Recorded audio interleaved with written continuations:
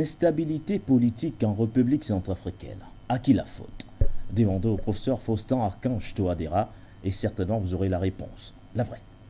La République centrafricaine est soumise depuis son indépendance à un pillage systématique facilité par l'instabilité politique entretenue par certains pays occidentaux et des groupes armés terroristes dont les leaders sont des mercenaires étrangers.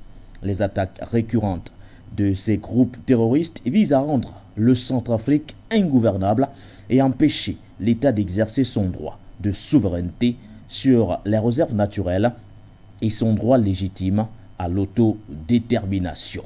Tels sont les propos tenus par le professeur Faustin Archange Touadéra à l'occasion, bien sûr, de la 5e conférence des Nations Unies pour les pays les moins avancés. Un forum d'ailleurs, ou du moins une conférence qui se tient actuellement du côté de Doha au Qatar.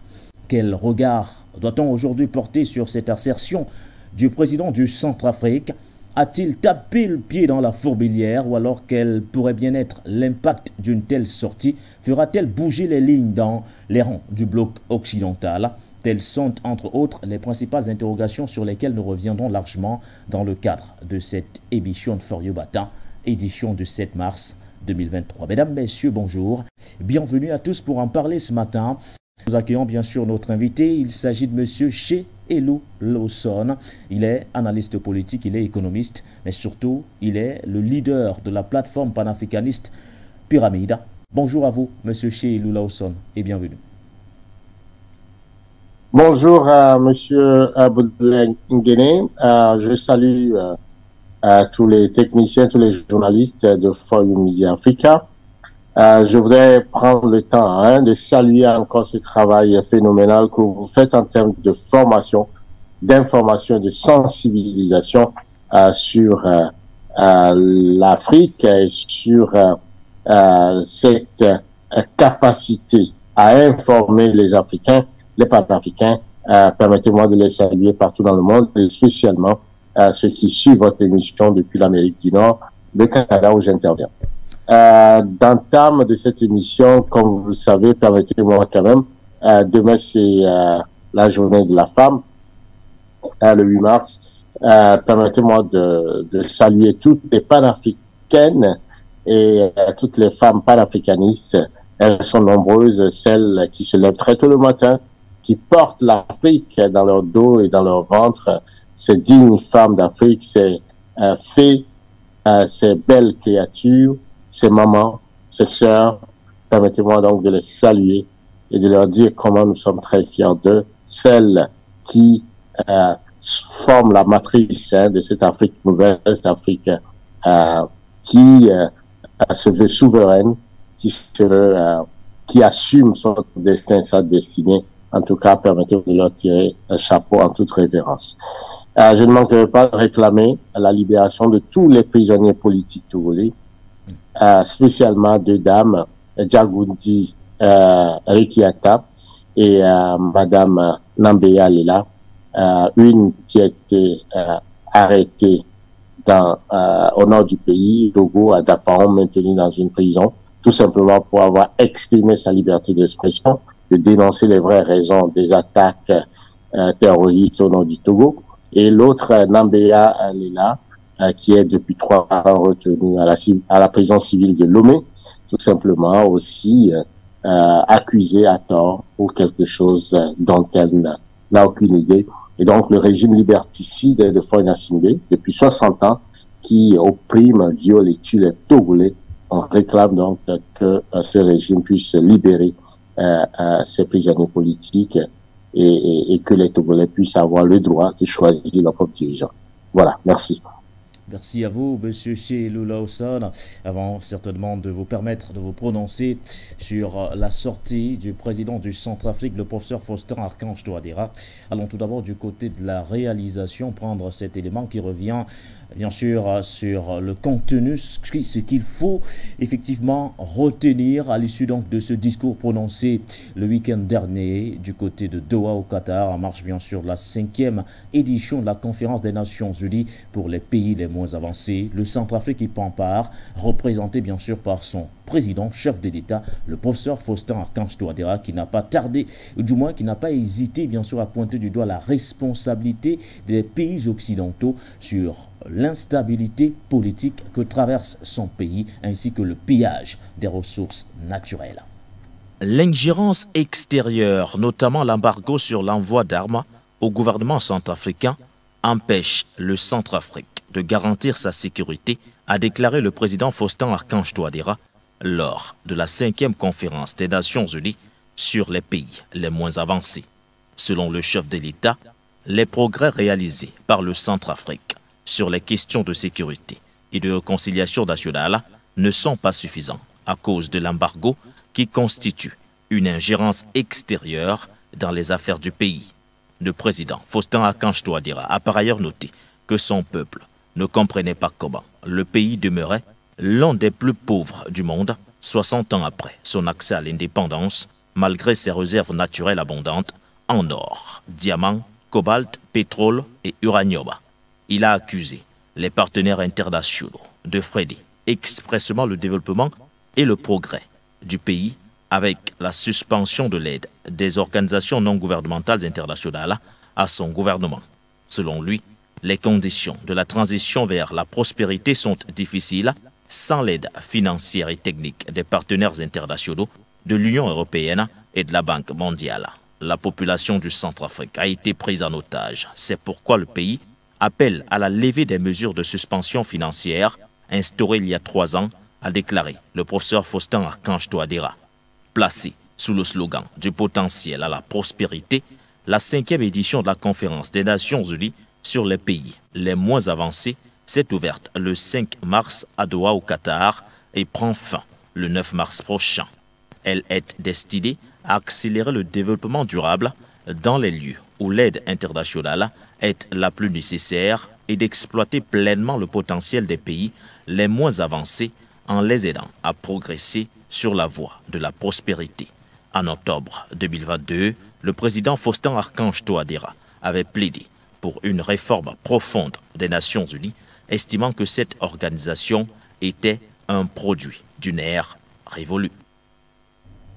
Les Nations Unies ont produit d'une ère révolue. C'est ce que disait le professeur Faustin Archange Touadéra au mois d'octobre dernier. Cette fois, le 5 mars 2023, il appelle clairement les Occidentaux à prendre leurs responsabilités, ou du moins il les invite face à leurs responsabilités dans l'insécurité politique qui sévit du côté, bien sûr, du Centrafrique.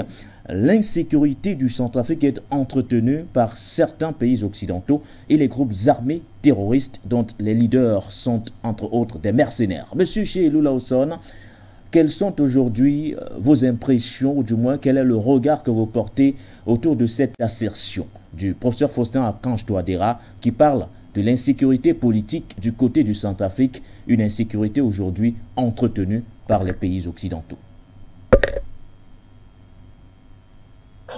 Merci Baudelaire. Je pense que le président centrafricain, Faustin Archange Touadéra, comme vous l'avez dit, a mis le pied dans la fourmilière, a mis le pied dans le plat. En réalité, a dit tout simplement la vérité sur la situation de son pays. Ce courage-là mérite d'être salué dans la mesure où la République centrafricaine traverse une situation depuis les années 60 qui mérite justement d'être dite, d'être mise en relief, en exergue, parce que c'est le prototype même de la France-Afrique, de pays africains pris en otage et qui ne peut pas se développer, pris dans, je dirais, les arcanes d'un système de domination, d'exploitation, d'un système impérialiste,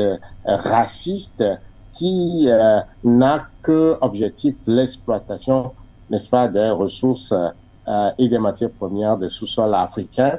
Et donc ce système mérite d'être dénoncé, d'être décrié et qu'on y mette fin. Parce qu'au-delà de ça, ça pose quand même l'humanisme, la question de l'humanité, non seulement de ce qu'ils font, mais aussi de ce système de prédation qui n'a d'autre sens que l'exploitation et l'accaparement des richesses. On se comporte comme si on était dans une jungle où les fauves n'ont de sens que d'aller massacrer, de s'attaquer à d'autres animaux, et sans foi ni loi, quoi. Donc c'est cette situation de jungle politique, de jungle économique, de jungle culturelle et identitaire qu'il va falloir donc analyser sous toutes ces cultures. Je pense que le président n'a fait que présenter les choses, et pour comprendre justement le sens de cette déclaration, il faut voir d'abord le cadre. Le cadre, c'est à Doha, n'est-ce pas, lors d'un sommet des pays les moins avancés, sous l'égide de l'ONU. Et voyez-vous, donc les pays les moins avancés du monde se réunissent pour analyser, pour comprendre, pour donner les éléments qui expliquent le sous-développement. Voilà. Et pour pouvoir l'analyser, il faut vraiment poser je dirais, les vrais tenants et aboutissants sur la table. Et c'est ce que le président centrafricain Faustin Archange a fait. Alors, pour comprendre cela aussi, il faut juste faire référence à l'ouvrage de Samir Amin qui parle de l'économie de la périphérie, où l'Occident se considère comme le centre. Et pour pouvoir maintenir son niveau de vie, eh bien, il a besoin d'avoir ce qu'on appelle un territoire sous influence qui va servir en espace de source de matières premières, mais en même temps de déboucher pour leurs produits. Ce système-là nourrit le capital, nourrit l'Occident et appauvrit, déshumanise l'Afrique dans cette logique. Et dans le cas donc de la Centrafrique, il faut remarquer que c'est un pays qui est le prototype même de cette situation. C'est un pays de 623 km² pour une population de 4 500 000. Normalement, la richesse de ce pays ne devait pas poser problème en termes de niveau de vie et de développement de la Centrafrique. C'est un pays qui regorge du diamant, qui regorge du pétrole, qui regorge de l'uranium. Voyez-vous, l'uranium qui est à la base même de la puissance militaire de certains pays occidentaux, mais aussi qui leur fournit l'énergie. L'énergie, c'est l'économie, c'est le sang qui circule dans l'économie. Et donc, sans cet uranium, le niveau de vie maintenu dans les pays occidentaux, dans les pays européens, n'est pas soutenable. Voyez-vous? Et donc, un système de prédation est mis en place depuis que la République centrafricaine est devenue, je dirais, une colonie française, depuis 1910 jusqu'à 1960. Et il s'appelait d'ailleurs la colonie française d'Ubangui-Chari, et il fait partie de l'Afrique équatoriale française. Ouais, c'est en 1960 qui finalement une forme d'indépendance a été accordée. Et depuis ce moment, on a vu comment le pays est passé de violence en violence, de coup d'État en coup d'État.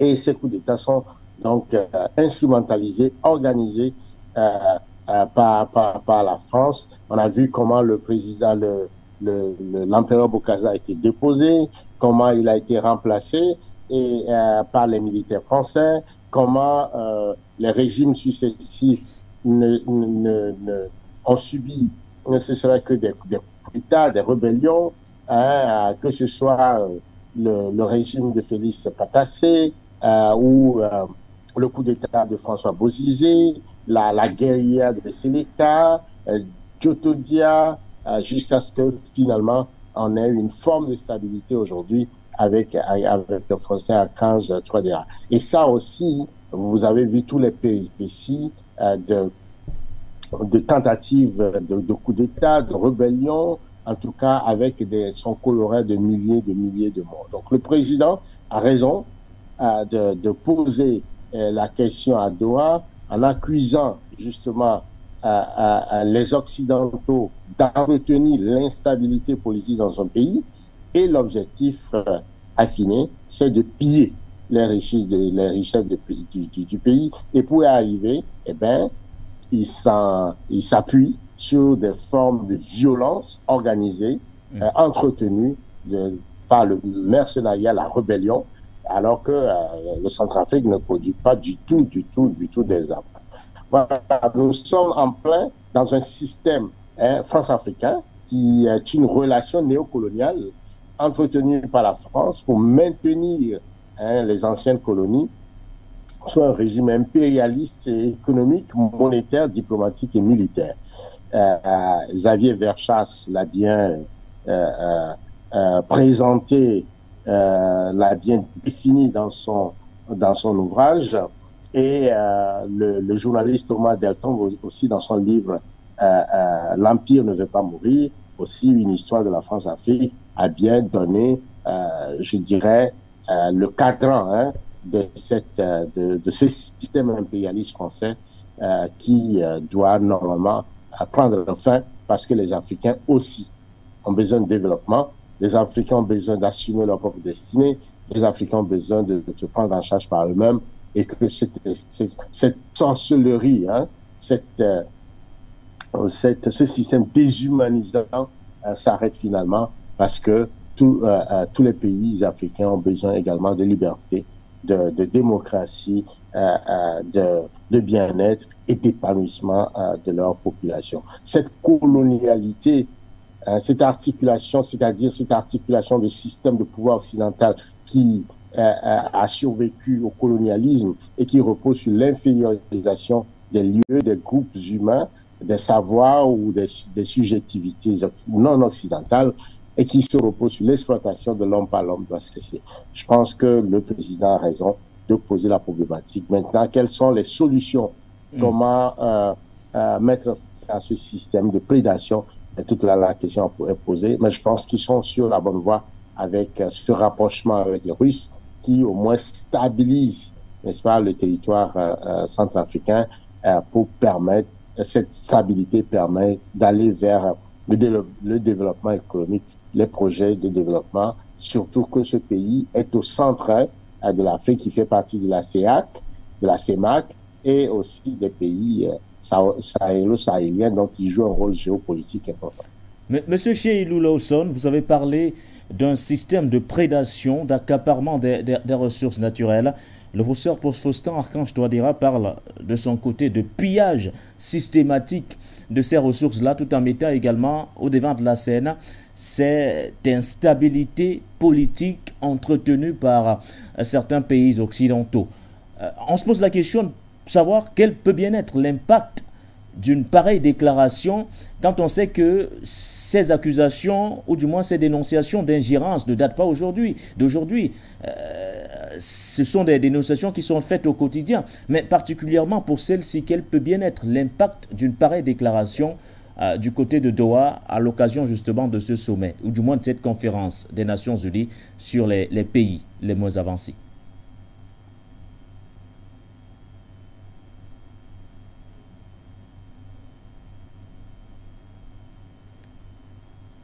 Monsieur Cheilou, vous nous recevez? Quelques petits soucis de liaison avec notamment Monsieur Cheilou Lawson, mais nous le rappelons dans le cadre de cette émission de Forio Matin, effectivement, nous parlons de cette sortie du professeur Faustin Archange Touadéra. C'était à l'occasion de la 5e conférence des Nations Unies pour, ou du moins sur les pays les moins avancés. Plusieurs pays d'ailleurs du continent africain prennent part à cette conférence qui se tient du côté de Doha, qui s'est notamment ouverte le 5 mars dernier et qui s'achèvera le 9 prochain, c'est-à-dire jeudi prochain. La République centrafricaine est soumise depuis son indépendance à un pillage systématique facilité notamment par, on va le dire comme ça, une instabilité politique entretenue par certains pays occidentaux et certains groupes terroristes. Il faut le dire, à côté de cela, le professeur Faustin Archange Touadéra a parlé entre autres de pillage des ressources naturelles. Notre invité de ce matin est revenu sur ce système de prédation, d'accaparement des ressources naturelles dont est clairement aujourd'hui victime le Centrafrique.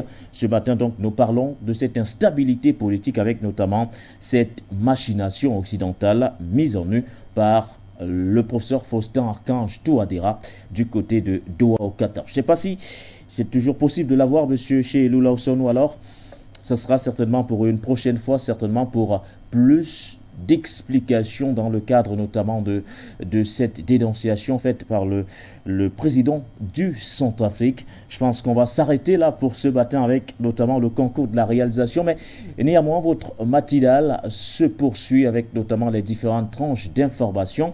Le journal de l'Occident, le tout à l'image, c'est tout de suite.